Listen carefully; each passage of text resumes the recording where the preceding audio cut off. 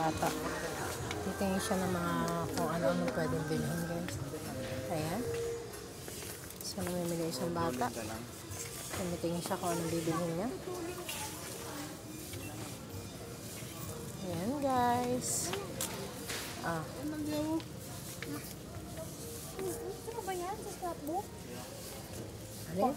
Ito meron ako. Hanko.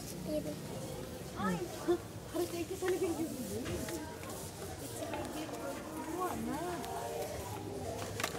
Ayan, guys. Namimili yung isang bata.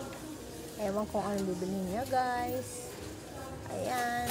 Ang batang makulit, namimili. Pili-pili siya kung anong bibilhin niya, guys. Ayan. Bisi-bisihan ang bata.